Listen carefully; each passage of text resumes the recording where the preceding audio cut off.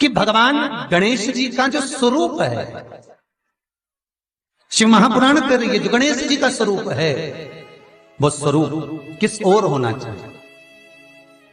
बहुत ध्यान से सुनिएगा महाराज, कथा ना छूटे आप।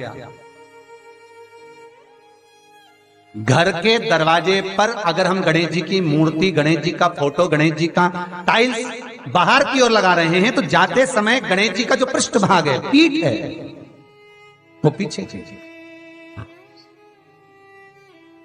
एक शिव महापुराण में आपको पहले एक प्रसंग सुनाया है, सभी लोगों को ज्ञात होगा कि भगवान के सम्मुख में धर्म है और भगवान के पीछे अधर्म का निवास।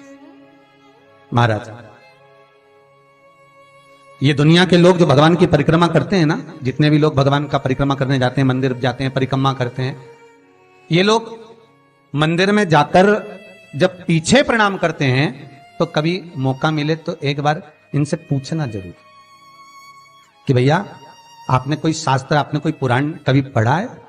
आपने शास्त्र पुराण का स्मरण किया है?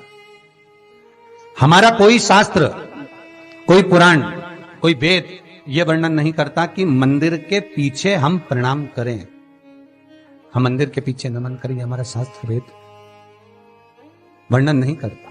और देखे तो लक्ष्मी ने कहा, प्रभु जब गणेश जी के सम्मुख में रिद्धि सिद्धि, श्री, तुष्टि, पुष्टि, शुभ लाभ, सारे धन देने वाले, संपदा देने वाले जब गणेश जी के अग्रण्य रहेंगे तो पीछे बिठाने में क्या दिक्कत है?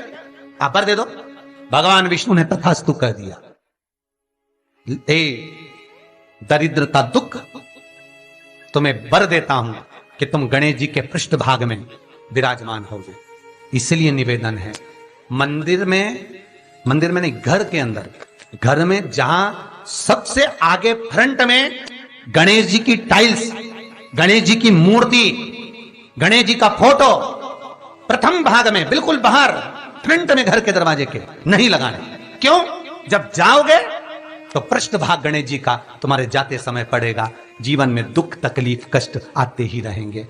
जीवन में कभी भी आप करोगे बहुत कुछ, फैक्ट्रियां भी खोल सकते हो, दुकान भी खोल सकते हो, कार्य भी बड़ा कर सकते हो, पर सफलता नहीं मिल सकती, सफलता नहीं।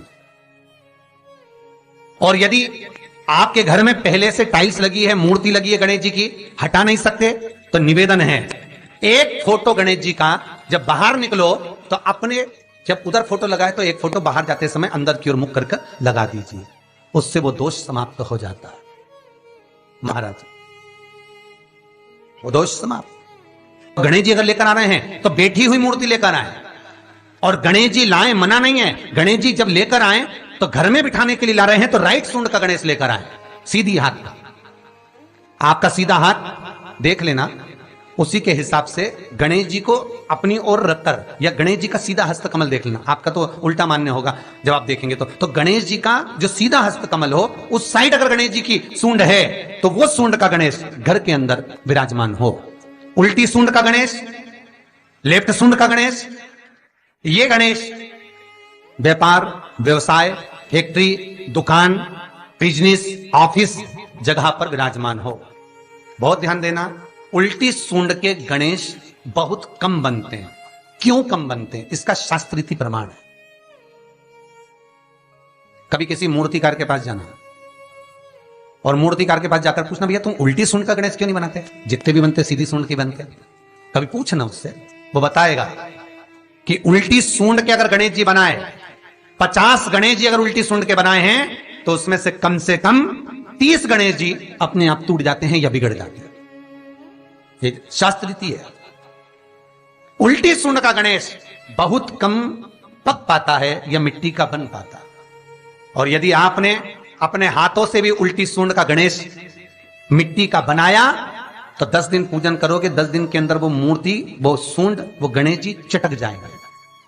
उल्टी सूंड का गणेश टिकता ही नहीं है, वो बीच में से खंडित हो ही जाए।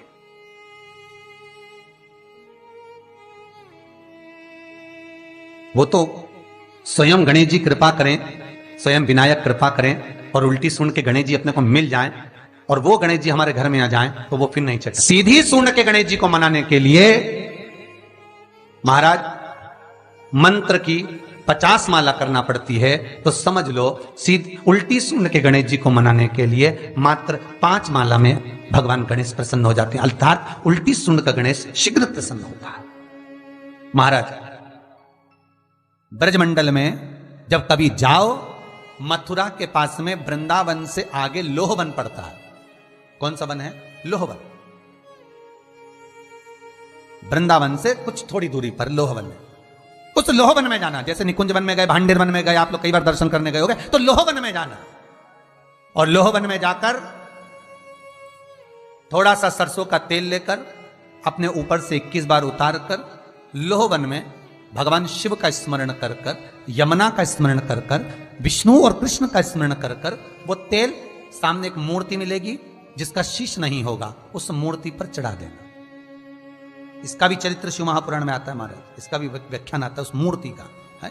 लोहवन ब्रजमंडल में लोहवन का व्याख्यान स्कंद पुराण में भी है।